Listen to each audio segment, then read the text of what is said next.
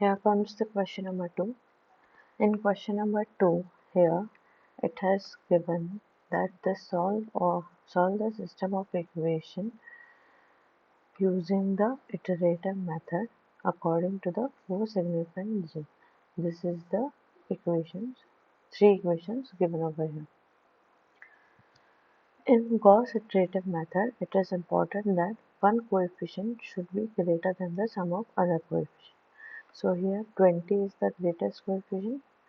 Here x2 coefficient is the greatest, x1 coefficient in the first, x2 in the second, and x3 in the third is the greatest. You can see over here. It is clearly modified that 1 plus 2 is obviously less than the 20. So one coefficient of every equation should be greater than the sum of other coefficient of the equation. Then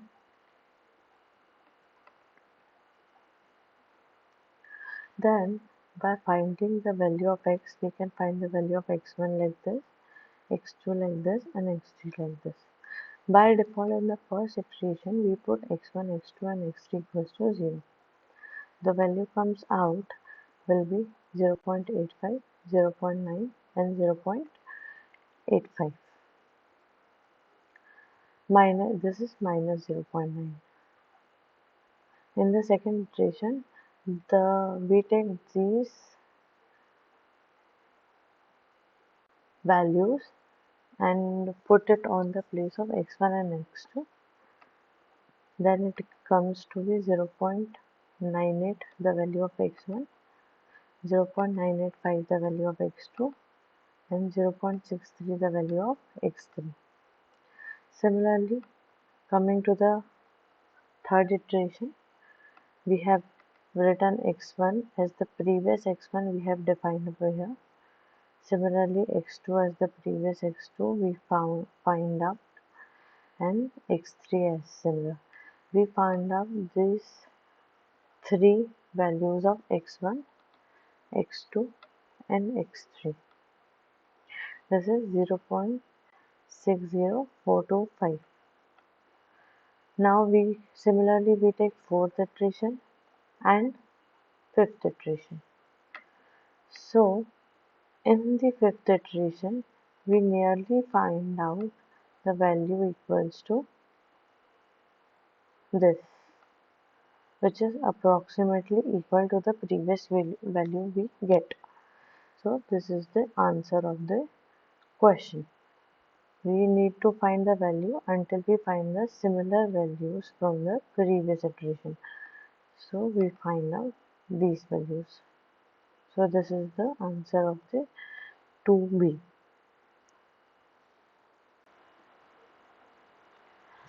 Question number 2C. Write 4 disadvantages of Gauss elimination and 3 advantages of iterative method over the elimination method. Disadvantages of Gauss elimination method. First, backward error accumulation. Small errors in the input data or during the elimination process can be added up and affect the accuracy of the final solution. Problem with the singular matrices. The method has difficulties when dealing with the matrices that are singular or nearly singular, leading to the unreliable solution. Non-robust for third condition system. If the system of equation is sensitive to small changes in the input data, the method may fail to provide the accurate result without additional techniques. Computational complexity of large systems. The method can be slow and the memory intensive for the very large system of equations. The advantages of iterative method over the Gauss elimination method. Better control over the convergencies. Iterative methods allow for fine tuning of solution process by adjusting convergency of criteria and iteration parameters. Method efficiency of sparse system. The iterative methods work well with the large system where most coefficients are zero, requiring less memory compared to the Gaussian elimination, parallelization, and distributed computing. Iterative method can be easily parallelized, making use of multiple computing resources for the faster solution. Both the methods are used for the separate reasons. We cannot choose whether which one is best and which one is not. But these are the disadvantages of Gauss elimination method, and these are the advantages of iterative method over the elimination method. The next question: write algorithm or program for Lagrange inverse interpolation. For this, first we should know that what is the formula for the Lagrange interpolation method. So this is the formula for Lagrange interpolation: x sigma summation of I equals to 0 up to n into pi j equals to 0 up to n into y minus yi upon yi minus yj, y minus yj upon yi minus yj into xi. So this will go something like this. If we put y here, y1 here, y0 here, and y2 here, it will go like this: y minus y1 upon y0 minus y1 into x0 plus y minus y2 into y1 minus y2 into x1 and so on. So this will how it will move. For the algorithm, we have to first collect the number of data, which is the value of n. We have to then collect the value of x1 and y1, where I is equals to 1 and it will go up to n. Now we have to go for two loops. First for I equals to 1 up to I equals to n, and second for j equals to 1 up to n. And there is a condition in this that I and j should not be equal. I should not be equal to j. Applying the formula under the loop and finding the value according to the loop. This is for the I loop and this is for the j loop. And here we display the interpolated value. So this is the answer. Question number 3.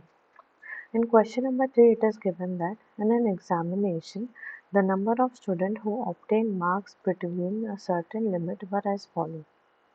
The range of marks is given and the number of students is given. We are given to determine the number of students who scored more than 48 but not more than 50 marks, and who scored 48 but not less than 45 marks. So in this question we have given that a plus hu equals to 48, where a equals to 40 and h equals to 5. We need to find the central frequency in this question. The value of u will be 1.6. We have now we have to write 0 to 40 is under 40. 0 to 40 is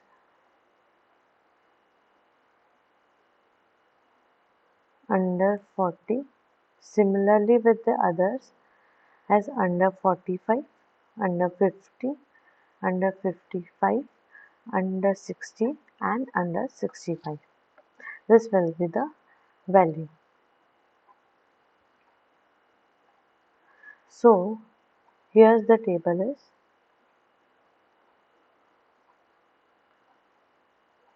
we have selected the value of x as under 40, under 45, under 50, under 55, under 60 and under 60. Similarly, the values for this will be 210, 43, 54, 74, 32 and 79.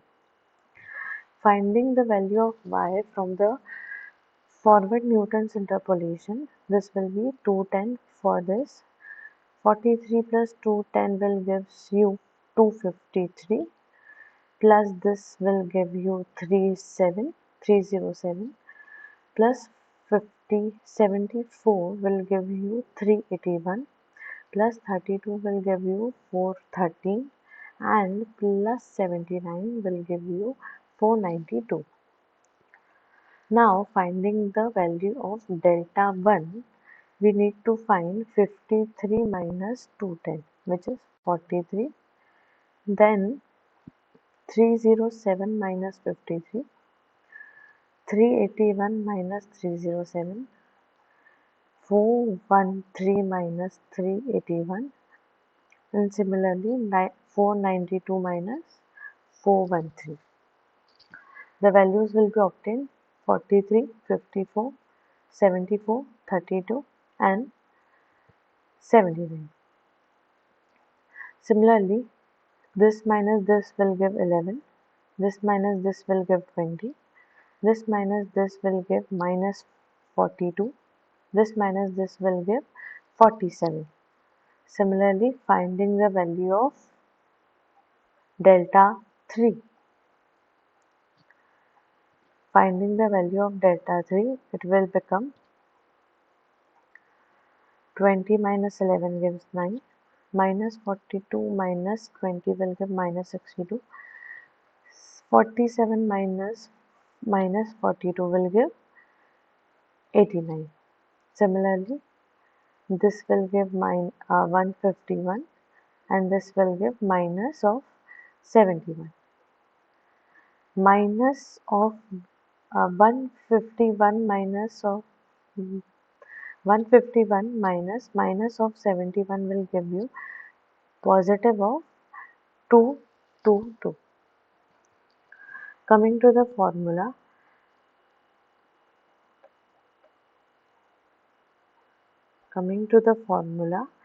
f of a plus hu is f of a plus u delta f of a upon factorial 1 plus f of u into f of u minus 1 upon factorial 2 delta square f of a, and that goes on. In this case, this will go on to the factorial 5 and 4. 5 factorial 5. Putting the values in the formula, we get f of 48 equals to 279.5, which is approximately equals to 280. Now we know that the value between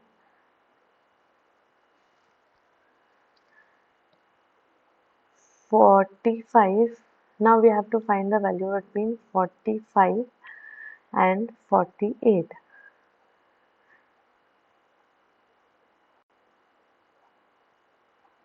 For finding this value, we can minus 280 by under 45. So under 45 is 253. So we obtain the value 27. Similarly, for 48, in the range of 48 to 50, we have two ranges, that is 45 to 50 and 45 to 48.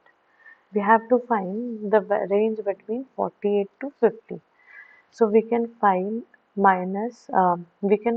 by, if we minus the number of students in the range of 45 to 50 and 45 to 48. So we get the number of students in the range of 48 to 50, that is equal to 27. So here is the solution of the question. Question number 5. Write an algorithm for Runge-Kutta fourth order method. in Runge-Kutta fourth order manner, to find the value, we need to first find the value of K1, K2, K3 and K4, and each have their separate formula given here,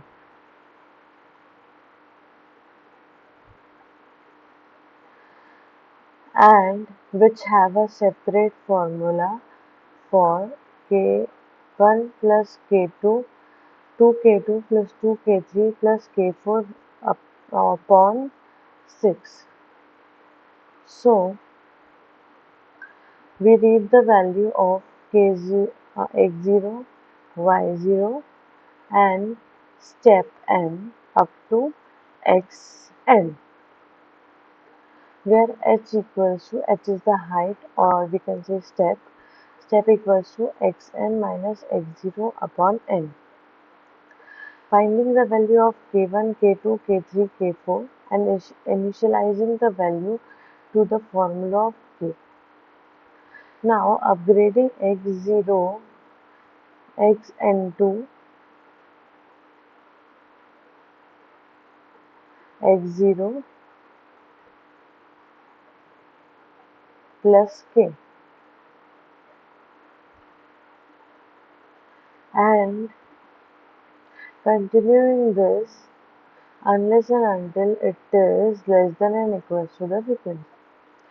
So here we say, here this is the solution of the question number 5A. Coming to the next question, question number 5. Question number 5. Apply predictor corrector method to solve the dy by dx is equals to minus xy, where y0 equals to 1 in step 0.1 up to y equals to 0.2. हमें y of 0.2 तक की value निकालनी है. To know that, the predictor corrector method is also known as the Euler modified formula. So here given is, in this here given y by yx is equals to minus of, this is minus of xy, y0, y of 0 equals to 1. For initial we take y0, x0 equals to 0 and y0 equals to 1. H equals to 0.1 and we need to find the y of 0.2. The formula for Euler's modified formula is this: y of n plus 1 star equals to yn plus n f of xn plus comma x1, and n plus 1 is yn plus h by 2 f of x comma x by xn comma yn plus xn plus 1 f of xn plus 1 comma yn plus 1 star.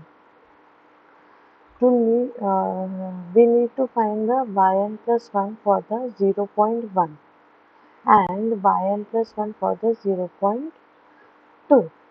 So y1 star value is 1 and y1 value after putting the formula is plus 0.995. We create a table of x0, x1 and x2 value of for 0, 0.1 and 0.2. So here y1 value comes for x1 equals to 0.1 is 0.995. Coming to the next, which is y2 for 0.2.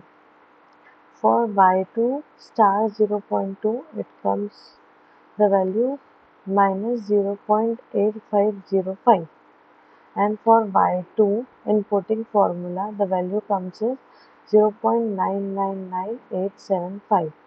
So we have completed the table here, x0, x1 and x2 for the value of, we have find the values this. This is minus 0.999875. So here is the solution. Coming to the next question, evaluate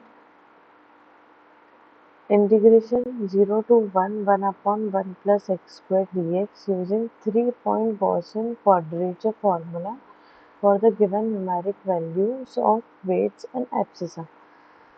T1 is given, T2 is given, and T3 is given, and weight is also given.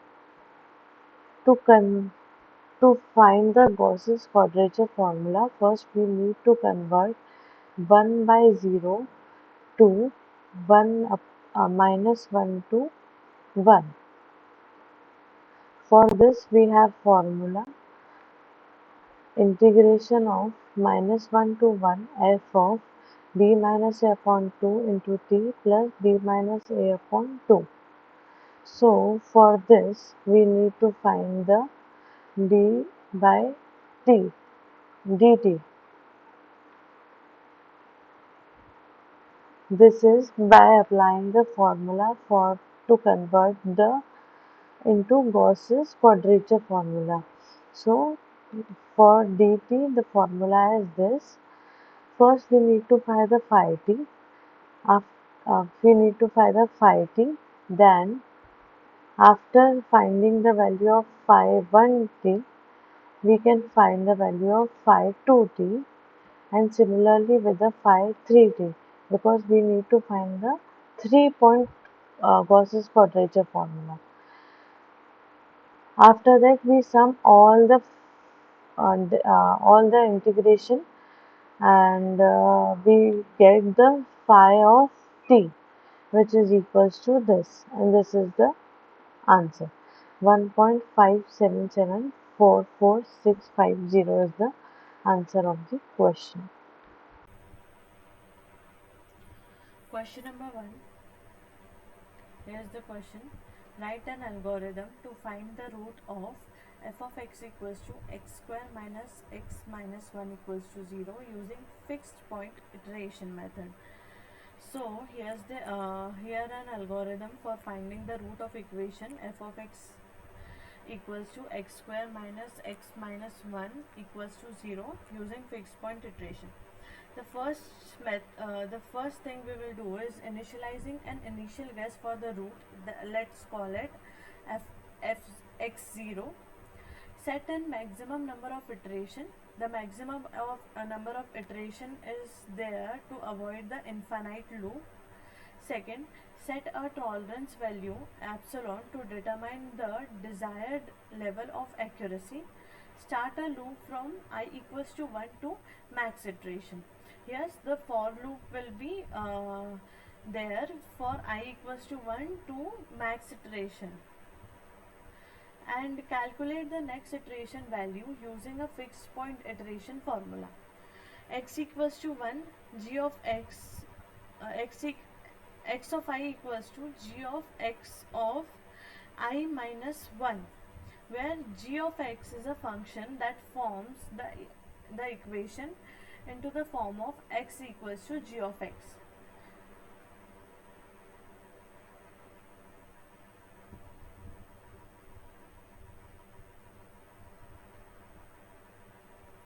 In this case, we can rewrite the equation of x equals to x square minus 1 by x. This equation can be derived as this equation, x equals to x square minus 1 upon x.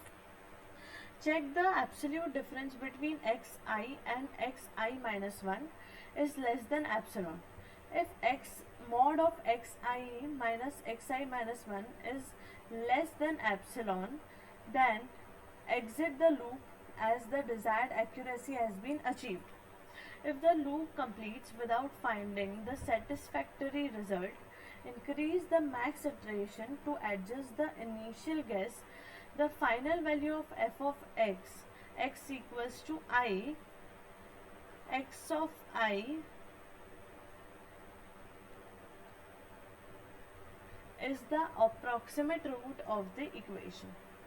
So first we need to do is make a function of a fixed point iteration, and initialize a value x0 equals guess an initial value x0 according to the formula. Now set a max iteration and the number max iteration to the maximum number of iteration, then set an epsilon value to a desired tolerance. Then we will run a for loop from I equals to 0 to max iteration. This for loop is for the fixed point iteration formula x square minus 1 by x. This is the fixed point iteration formula. So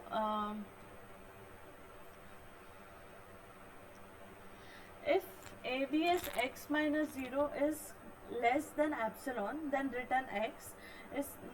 If not, then we will again initiate the x value to the x0 final, and the loop will continue again. And if we find the root, if we return the iteration, write the root, and we print the fixed point iteration. So this is the approximate root. Please note that the successful fixed point iteration method depends on the choice of an initial guess and the behavior of the function.